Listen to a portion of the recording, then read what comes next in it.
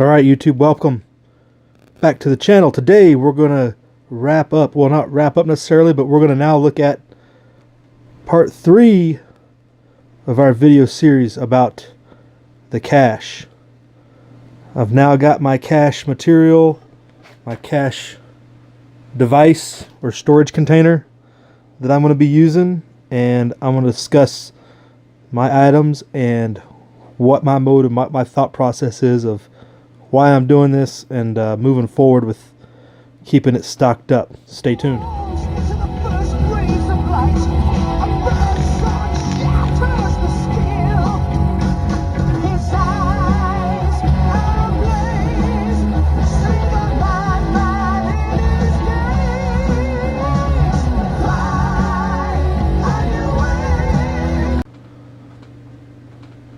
So yeah, I've got my storage barrel, I guess you'd call it. Now I've got it stocked, and actually I got a little bit of room. I could fit a little bit more. I might discuss that a little bit about things I might consider before this thing gets hidden away. But looking at what this purpose is for me, I know there's a lot of different reasons to cache. We talk about going to a bug out location and things like that, but for my purposes, this cache is going to be for essentially an extreme rule of law event or Chinese falling from the sky type thing, where or an escape and evasion type scenario. I'm looking at this as this needs to be something that I can go to and have a little bit of everything, as small as that amount might be, but for also all 5 people in the family, it has to be able to at least have a little bit of that. And this is going to be really tough, and we'll go through the items here and see actually how much of a little bit of everything we actually have, and maybe talk about some other things I might consider adding before putting this thing away. So here we are, back on our table here. And first things first, thinking about my cache, is I'm going to need food. I'm going to need food for everybody. So I'm going to stock up and have, or not stock up, but I'm going to have 5 meals for everybody, at least one for everybody. So I'm going to have 5 MREs. You know, how much is that really? You know, that's 1 day without starving, right? Is essentially it. But I can fit that. It's my food consideration. I also have the last of all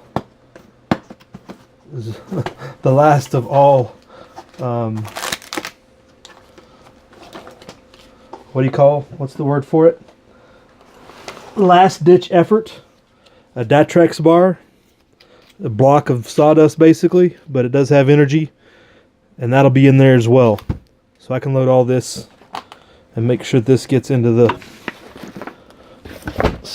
cache there. Set this all up to the side. Now I'll probably break down those meals, but for the simplicity of having everything sliding around, I got them all still in the original container. But we'll probably break those down to get a little bit of the plastic and waste out.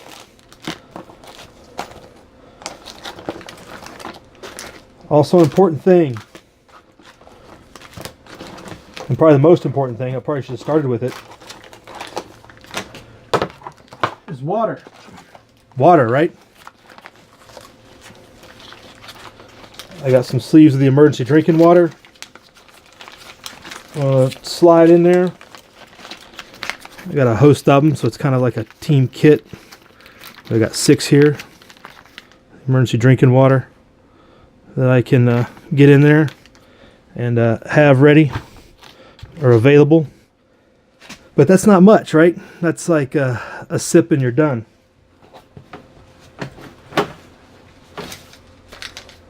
I also have a water bottle to either catch water with, go down to the river, stream, whatever. Melt some snow, catch some snow. But with that, I'm going to get a life straw. I'm going to put a life straw in there to have with that. So I've covered my water and my food. As minimal as that is very minimal. I'm not even saying that's sufficient. but for the considerations of I have no other place to go to, I have to find survival items to get me to a nearby location, this is where I'm going to with my cache. I'm also going to want to ensure I have a minimal amount of first aid equipment, first aid supplies. Similar to some of the items I had in my first aid kits. A trauma bandage, some 4x4s, some band-aids. I have some band-aids, 4x4s and trauma bandages I bundled together. And some Curl-X gauze I got for multiple uses. And I just remembered, and I haven't been to the store yet, but I'm going to get an Ace bandage. And I got to get Ace bandages from other kits too. But that would be good in this kit. And as I showed, I do have room in here, so I will do that. Now I'm going to need light. Or I think I'm going to need light. So I've got a headlamp with batteries. I'm going to stow in there. That gives me one light for the group, but it is what it is. I'm also going to put a chem light in there. Maybe I need to signal. You never know. I might have to develop a signal plan with somebody else.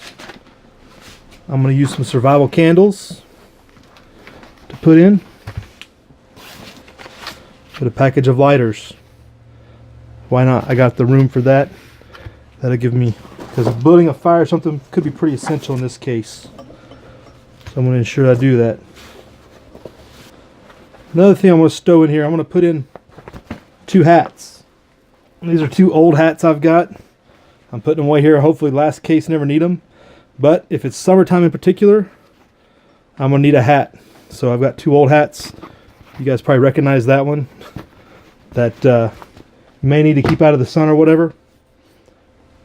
Hopefully we arrive with some hats on our heads already. But just in case, I'm feeling the need of the bag. Putting that out there. Another thing I'm going to get, an emergency blanket, and I also got an emergency bivvy that I'm going to put in here. So it gives us a little bit of ability to weather out in an area. I'm going to get a small roll of tape. Tape can be useful, obviously. Different uses. I'm going to have a razor knife because I don't have really a knife to sacrifice right now. Otherwise, but I will put a razor knife in there. Also have an emergency poncho, so to go with the emergency blankets and the emergency bivvy, I'll have that. I've also got another emergency poncho, obviously non-tactical colors. It is what it is. So next, one of the key items is things to carry this stuff in after the fact, after I take it out of the cache.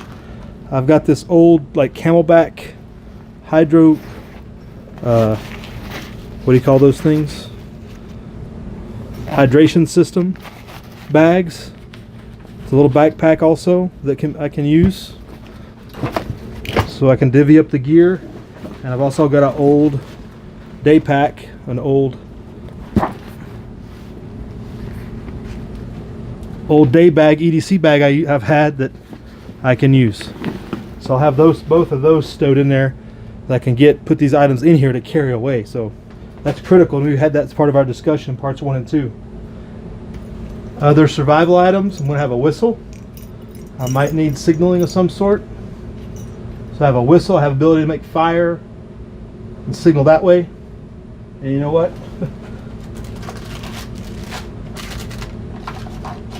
I totally skipped over the fact that I had already packed my water bottle full of other items. So let's look into here what I've packed in here that's going to go with this too. So to conserve space, I've packed some first aid ointment, antibiotic. Packed in a toothbrush. More antibiotic. Roll of tape, medical tape. Pencil.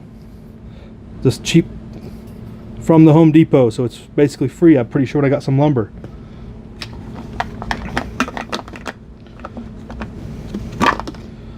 Another roll of medical tape. Got several rolls of chapstick.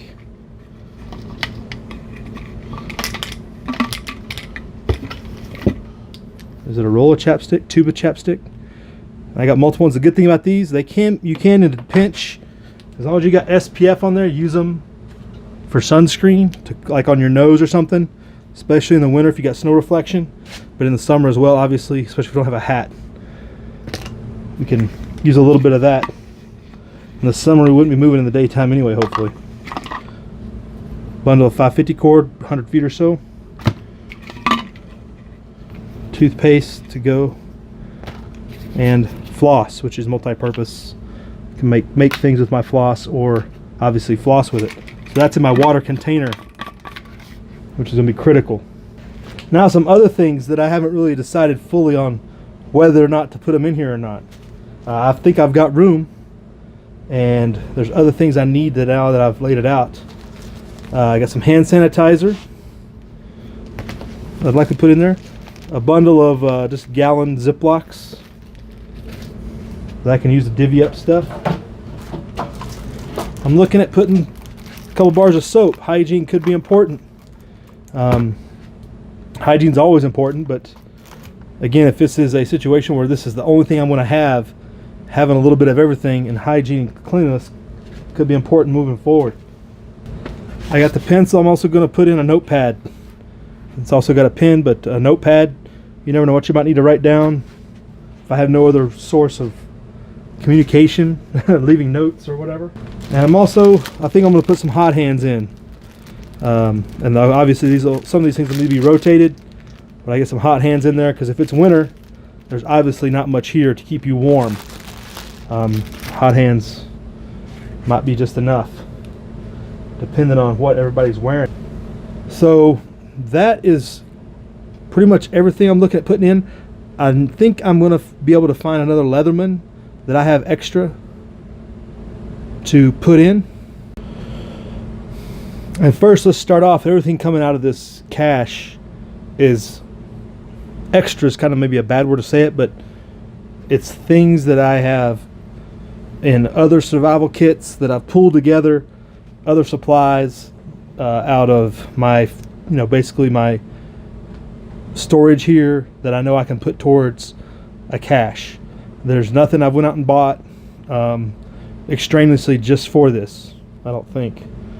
Yeah, this is all stuff that I've had that I've got here as part of my just backup supplies that are either in a rotation or part of the kits around here that, well, if you need a cache, you need to take something from that to put into your cache. I wouldn't recommend anybody go out and buy brand new stuff to put in your cache unless you can afford it, I guess. So all this stuff is just obviously secondhand, used, other things that we've used in other preps and gotten ready for just having here at the house or in the car kits or etc. And so that's really what I drew from to make this. I didn't put down a list and say I'm going to go buy all this stuff to put in this cache. So I was thinking about, if I've got 5 people, what are the things you need, and what are some minimums that I have around here that I can part with to put into this and still fit in the container. It's all still got to fit, and I still got to have a mode of use, and thus the extra bags. I still got to be able to get it from the cache to wherever else I'm going. You could technically carry the cache, the barrel, but that might stand out. That might not be advisable. Also, potentially, I could be using the cache to go back, bury, and back to multiple times, and need the bags to carry back and forth. So, with a little bit of room I got, I'm going to look at adding some water and adding food. Food and water are going to be my most critical, because I'm looking at this as in I have no other means of sustainment. Can't go home, can't make it home, and that's going to determine where this gets positioned to a certain extent too. Between our most likely travel routes and locations around here that would inhibit us from getting back here so that we wouldn't be able to access this. Or if we left here going to some locations that are friendly locations. Again, extreme rule of law being, Chinese falling out of the sky being my best example of when I would need to access this. Either I've been cut off from going home, or us as a group, the whole family, who knows, something like that. So you go dip into some supplies, obviously take what you need, and I can leave it there at the designated point or not. Key thing about it, making sure everybody knows where it's at, how to get to it, how to access it, what's the security password, if you will, but what's the trick to finding where it's at. You don't want to make it obvious. Obviously, you need to put it in an area that only you and a few select people know, and know how to get to. That's the really hard part of the cache. That unless you're on 100 acres and you're putting one on all four corners of your property, everything else is a difficult proposition. And we kind of talked about that in part 2, I believe. So this is what I've accumulated together to look at, to put together, have just out there in the space, as Hibernia's son would say it, out in the space, to be able to get to should the time come. Also, what we could talk about is having an amount of resupply ammo on any of your weapons. It's obviously limited space, but I'd recommend a box of anything that you carry or potentially having a box of each type in here, because you never know what you're going to have when the time comes. So if you have a box in there, you can obviously resupply from that. And if it's bad, if you have only one weapon but you got multiple boxes of different types of rounds here, you can use those to hand off to friendlies or to barter with, or other things like that. So there are other multiple uses. You could potentially use a little bit of this to barter with. You never know. It's not much, but who knows what's going on. You could put a little bit of cash in here. You could put a little bit of silver. You could do those things to have available. But again, this is going to be out of your use. And we would look at restocking this or rotating it 1-2 years out. I think 2 years would be my max to let it sit without checking on it. Or I shouldn't say checking on it, restocking it. You want to check on your cash often, right? Have it in a place where you can see if it's been tampered with from a distance. Around here, that's the fairly easy part. You can see miles, so I can put this in a place where I can observe it from a distance to see if it's been tampered with without walking right up on the X, if you will. So that's one advantage, I think, of being out here out in the backwoods. Some of those places, like Saints and Sappers, some of those folks, you got to walk right up on something to know that it's there. You can't you can't see it from 10 feet away. Some thick forest and stuff like that. But I can observe a route into a potential cache site from several hundreds of yards, if not 1,000, and not have to get on it and reveal it, if you will. So that's some considerations and some things that I'm putting away. I know there's some things that I could do in addition. There's definitely things that if you had them available, by all means, add it. Things like water purification tablets. It might be preferable to having the life straw. More food, like I said, I think I can fit another meal or two with the room we had in there. But all things like that, again, this is just stuff that I have in excess, or I wouldn't even say excess, that I've cut back from my household storage to fit in this container. Really, it's finding how much stuff do you have that I can fit in the container that I think is useful or could be absolutely needed. If I cut anything, it'll be down to 1 bar of soap. I can cut, the hand sanitizer potentially, but I think those could be potentially useful when we're talking about the situation we're talking about, and you don't want to cut anything, especially if I got room. And I got to think about winter and summer. Any scenario. In the summer, it can still get cold at night. Thinking I'm adding a pair of socks, maybe a couple pair of socks. Maybe adding a large trash bag. Large trash bag would definitely be a needed addition. A couple of them, actually. So I will do that for sure. A couple large trash bags. And I thought I had a couple. Actually, now that I think about it, and I don't see them. We'll get those though for sure. Large trash bags can be used as a poncho, can be used to carry your items and distribute them more so if you've got more than just 2 people carrying stuff or whatnot. Several uses for that. So that's what I'm looking at putting in the cash, with the other considerations, and I can get that done. The hard part's finding a place that's out of the way, that's not going to be compromised. That's the hard part. But again, these are just the items I'm thinking about. If things are really bad, Chinese falling from the sky, what would I want to have available that I might not might run out of them in my go bag, might run out of in my bug out bag, or need to get to, or just an extra store of supplies that I can get to in that event, and then barter with them later or something. So it's really got to look hard at positioning, because if you've ever been out here in this way, there's really, you move north, south, east, west. There's not a lot of reasons to move 365 degrees. So your regular modes of travel are limited, and being off that route, it sticks out now. And if you got hostiles in the space, it's going to potentially stick out even more. So that's another hard thing to consider when looking at this. So I hope that series has been good and useful, folks. Comments below before I drop this thing.